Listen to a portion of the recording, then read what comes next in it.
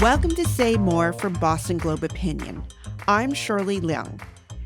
Glenn Loury is not your average economist, and his memoir might surprise you. While there are parts about policy and markets, there are also parts about sex workers and crack cocaine. While he was working during the day in places like Harvard and Boston University, he was spending nights on the streets, getting into trouble. Glenn's new book is called Late Admissions: Confessions of a Black Conservative. I recently joined Glenn at his home in Providence, Rhode Island, to talk about the book. His living room was bright and open. I was struck by his decision to talk openly about terrible things he's done, like cheating on his wife and using drugs. I needed to know why he wanted to share all this. I didn't want to live in bad faith. I didn't want to project a manicured, cultivated, scripted, polished front of a life to the public.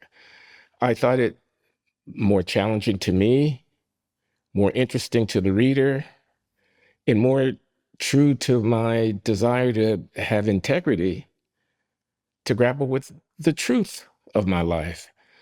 I thought I owed it to my children. I thought I owed it to my late wife.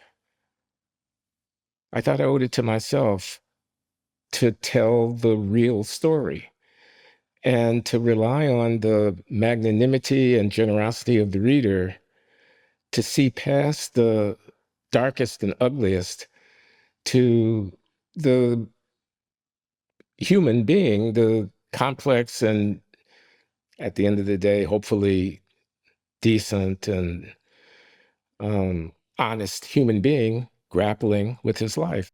Now, you have an unusual path to academia. You grew up working class in the South Side of Chicago. You had 2 children before you were 20. You worked in a printing factory and took courses at a community college. During that period, where did you feel like your life was headed? I thought I'd struggle through, get my BA at the University of Illinois' local Chicago campus, and I thought of concentrating in accounting. My father had been an undergraduate accounting major when he was in college, and he worked for the Internal Revenue Service. I was working at night at a printing plant, taking classes during the day at a community college and then at Northwestern University. And I thought, just as I think many people in my situation would have thought, that working my way up the ladder on the white collar side of the industry that I was working in was a natural way forward. So it is an incredible story. I mean, by your mid-20s, right, you had not only graduated from Northwestern, right, you had gotten a PhD from MIT, and by the time you were in your 30s, you were a tenured professor at Harvard. I mean, what was going through your mind? So I was busy, but it was also exhilarating. It was thrilling, and it was a little bit like stepping in Star Trek into the transporter and waking up in a different world. I mean, it was like moving between worlds. But I thrived. I discovered the world of ideas, and I loved it. Now, how did I make all of these ends meet? I sometimes didn't. Sometimes things had to fall by the wayside. Did I spend as much time with my wife and children as I wished that I could have done? No, I did not.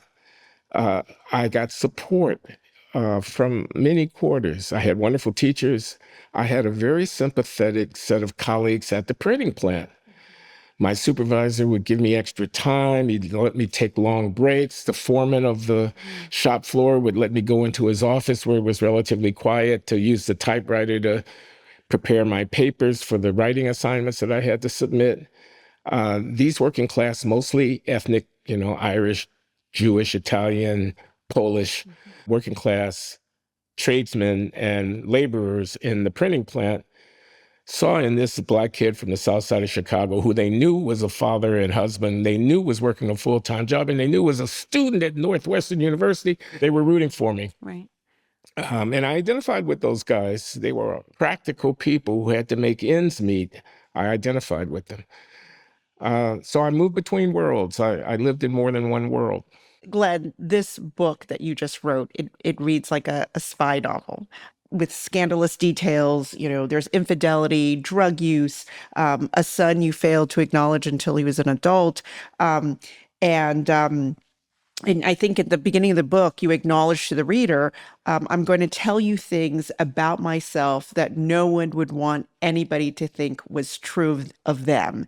And so let's talk more about this double life that you led and why. Well, I don't know that there's a straightforward answer to the why question. That might require some extensive psychoanalysis. But I think the what question is pretty straightforward. I liked to run the streets. I liked going out and looking for adventure. And I liked going in the bars and seeing if I could find a companion for the night. I liked hanging out in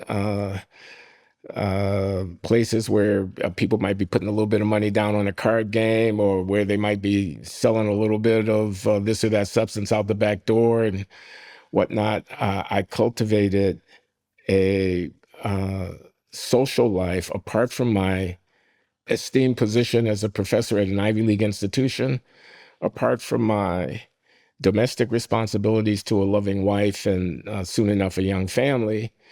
I would find my adventures on the streets of Boston in neighborhoods like Roxbury and Dorchester and Mattapan. And I kept all of this hidden from my official life as Harvard University professor at the Kennedy School of Government. And a part of the story about Glenn Loury, who was straddling a world of respectability on the one hand and a world that was sordid and morally indefensible on the other. While you were at Harvard, you sought Black neighborhoods out. Do you think you were there because you wanted to be in the Black community? You want to be around your culture? You wanted some reminders of the South Side of Chicago? In retrospect, I think that's accurate. I wanted not to have lost touch with the earthy, gritty, immediacy, danger, thrill of the streets, as I have said.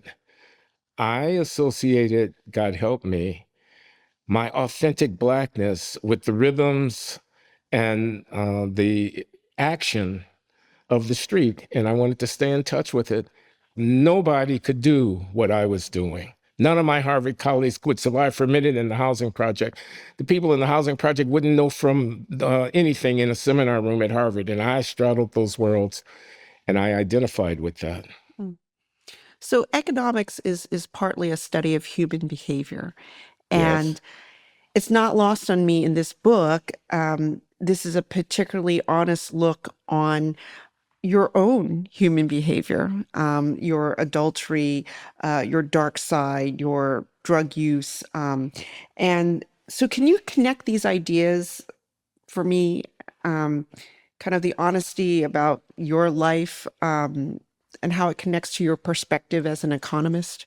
Well, one economist who had a big influence on me was Thomas Schelling. He was my colleague at Harvard.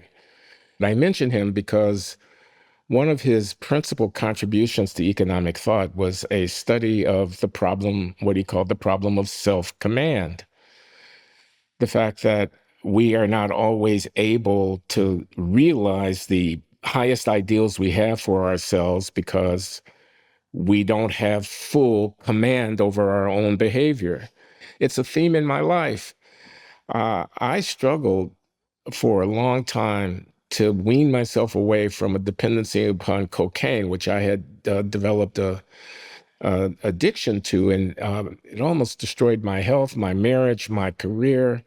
I got arrested in possession of illicit substances. It was humiliating. It was a dependency that it took me the better part of a year in psychiatric hospital and halfway house and drug treatment program and Alcoholics Anonymous and Narcotics Anonymous and church basement meetings and bad coffee and smoke-filled rooms of people who are trying not to use a day at a time. I faced a terrible problem of self-command and had to work my way through it and managed to, and I talk about this in the book. But that's one area where the economics, this is Thomas Schelling's economics of the conflict between the selves who want different things warring within the same body. And my life's biography came into intersection with one another. More of my conversation with Glenn Loury after this short break.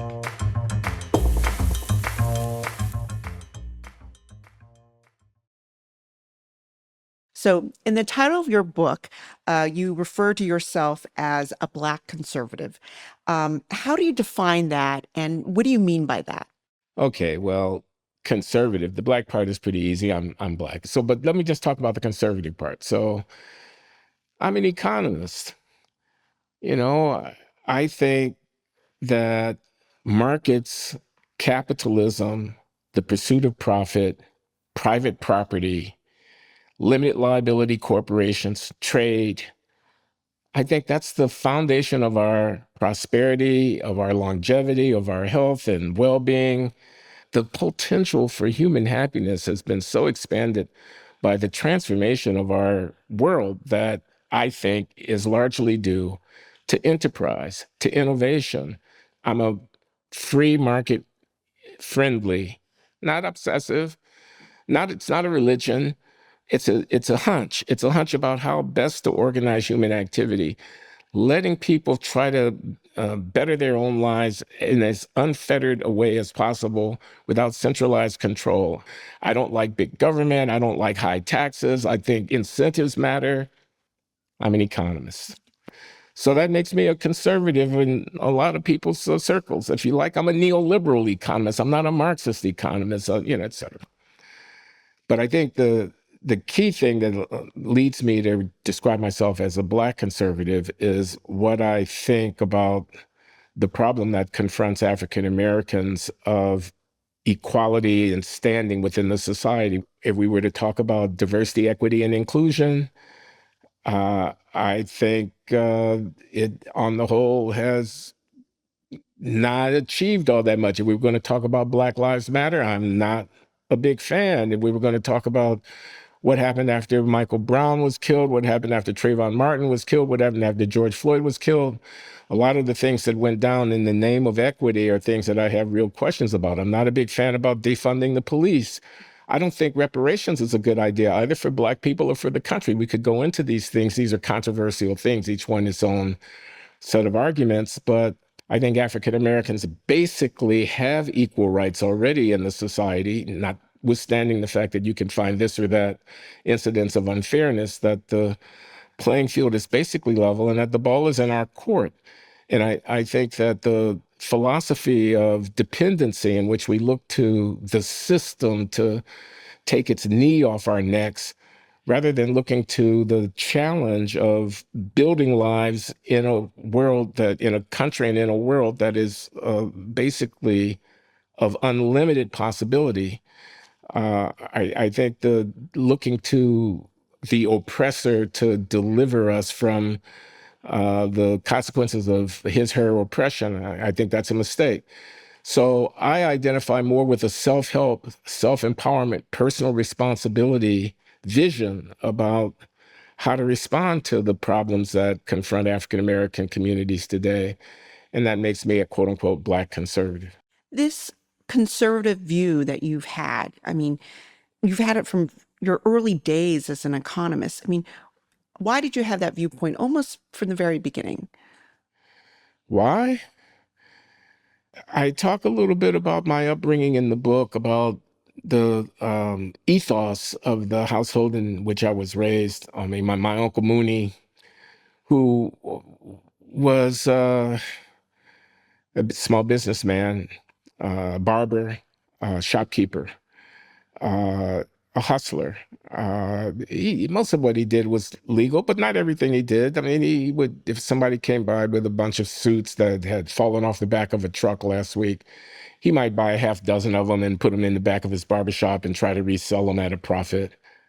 He was a hustler. He would take me on occasion to visit friends in prison. You know, I'd sit in the parking lot and he'd go in because I was too young to go in to visit, but he wanted me to know that some of these people in prison were friends of his who had had to do things that they had had to do, but weren't necessarily to be written off or forgotten, things like that. Uncle Mooney, his attitude about integration was, you can call me when they start integrating the money. He said, I don't care about living next door to no white man. I don't care about whether or not I get to go to his school or worship in his church. Call me when they start integrating the money. What did he mean by that, integrating the money? The issue here was economics, not about civil rights. That get out of my way and let me make a living. I don't want to integrate just to be. I'm not looking for social acceptance from white people. I'm looking for an opportunity to make my own way. So your Uncle Mooney played an outside role in your conservative views. No, he wouldn't have called himself a conservative at all. And again, I write about this in the book. Not Uncle Mooney because he died, but Uncle Alfred, my mother's brother, took me aside and he said, after I published the book, The Anatomy of Racial Inequality, which I thought was a relatively progressive argument, he said, it's too much gobbledygook here. Where's the anger? Where's the, radicalism? Where's the edge? Don't you know the white man is our enemy? This is a demon here. We're in a fight to the death. He said, we could only send one from the south side of Chicago off to Harvard and MIT. We sent you, and we don't see us in anything you do. So I'm sure Uncle Mooney would have had he lived, a similar response to my conservatism. But I do think that the root of my own attitude about, especially on the question of what do Black people do now, and is it a defensible strategy to make the root of our advocacy and appeal to the system to relent and to let us in, instead of making it, let's take care of our business, raise our children, figure out how to make a living, and take absolute maximal advantage of the opportunities that exist. I think my favoring the latter course derives a lot from the attitude of those I came up around. So I know where you stand on affirmative action. You don't like it, but didn't you benefit from affirmative action? Sure, I did. As I explained about Northwestern University, they reached out and they were looking for inner city kids that they could give, an opportunity at Northwestern. I transferred in with a relatively checkered record, and sure, you could call that affirmative action. I mean, the year was 1970 when I started studying at Northwestern. I'm not even sure affirmative action had yet fully crystallized as a program, but yes, that was an early version of affirmative action. And when I went to Harvard in 1982 as the first Black tenured professor of economics in the history of that university, I was jointly appointed in economics and Afro-American studies. And that appointment was undoubtedly facilitated by the fact that I was a talented young Black economist. If you were to call that affirmative action, I don't think you'd be stretching the meaning of the term at all to do so. So yeah, I benefited from affirmative action, but I don't quite understand the logic of that question, as if the fact that you benefit from a program means that you can't oppose it. You can benefit from a program. I can be Warren Buffett. They can have a corporate tax break. I can take advantage of it and say I've benefited from it and still oppose the corporate tax break as not a good public policy. Same thing here.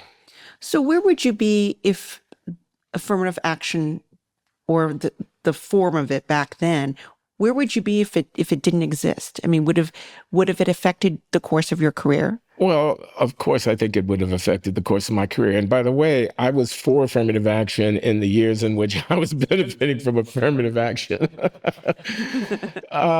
And would, in retrospect, continue to affirm. I mean, 1970 is one thing, 2020 is another. That's a 50-year period. I was asked by Stephen Dubner at Freakonomics Radio, what do I think the country would have been like if there had been no affirmative actions? I'm taking your question and I'm extending it. It's not just where would I be, where would we be? And my answer to him was, as George Herbert Walker Bush famously once said, we'd be in deep doo-doo. By which I meant that at that historical moment coming out of the 1960s, with the civil rights movement a fresh memory and the hopes and aspirations of African Americans a palpable part of American politics, opening up institutions that had heretofore been more or less completely foreclosed to Blacks, which were portals into positions of influence in the society, in the professions, and in business and in government and so on, that was an imperative. It was an historical imperative for the country to take, as it were, affirmative action. This was Lyndon Johnson speaking in the 1960s about the potential of the civil rights revolution not being fully realized unless we made equality a fact and a result, not just a theory and an idea. This is practically a quote of Lyndon Johnson. That historical moment demanded, I think, extraordinary efforts. But that's a half century. We're going back a half century. Now, here we are. The fact that the opportunities for African Americans really have, in a revolutionary way, been expanded and opened since that period. The whole logic of diversity, equity, and inclusion and anti-racism, which has seized elite institutions in the academy and business and government and the judiciary and whatnot, all of that, we're not the same country anymore. And for that reason, as I've already said, I don't think permanent reliance on special treatment of African Americans is a healthy idea, either for African Americans or for the country. But there's still great racial inequality. I mean, so if you take away affirmative action, do you replace it with something, or is it completely a free market? Do you really think that's going to work?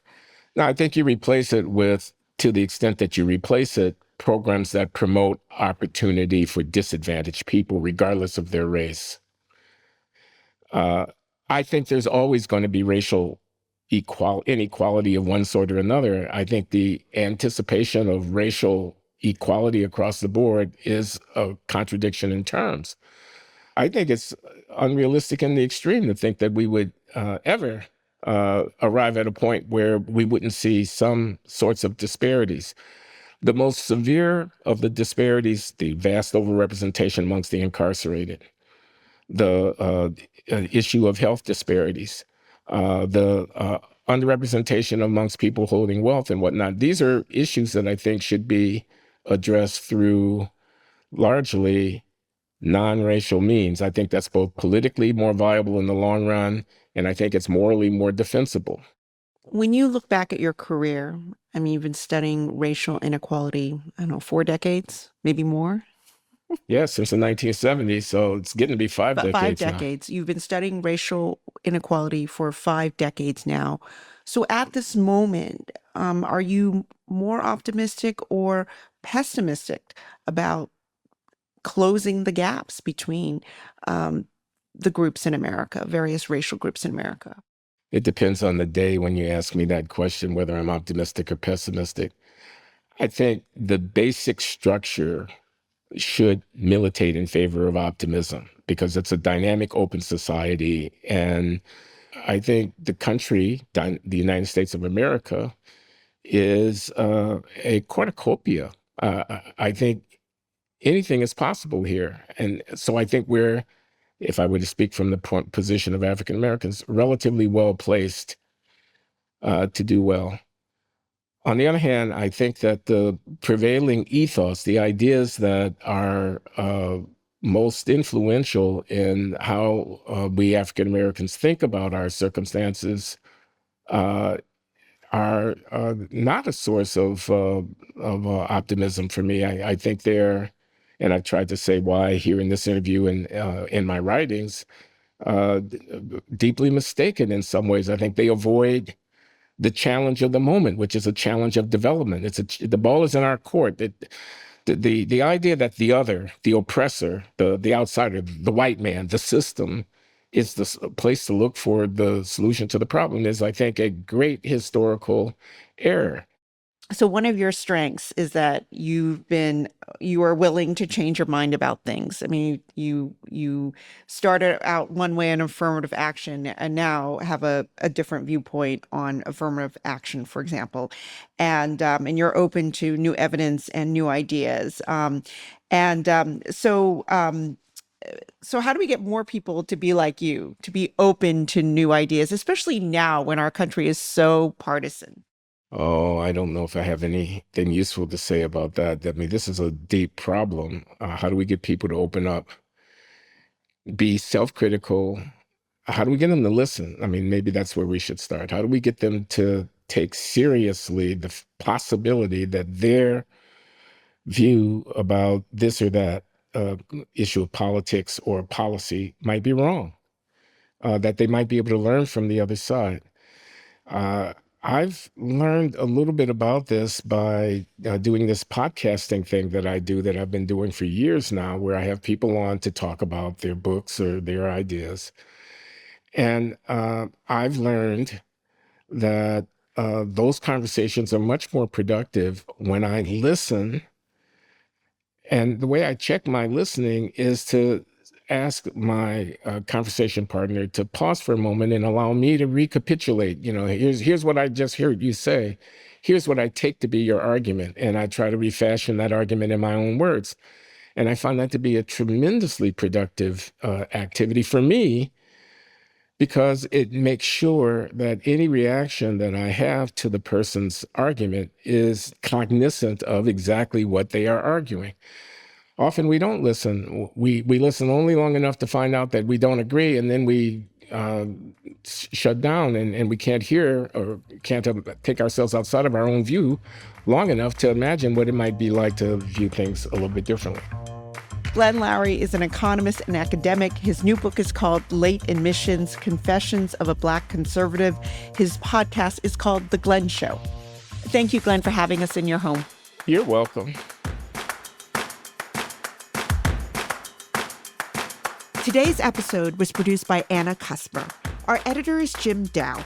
Our engineer is Zuzair Ahmed. Our music is from APM Music. If you like the show, please follow us and leave us a review on Apple, Spotify, or wherever you get your podcasts.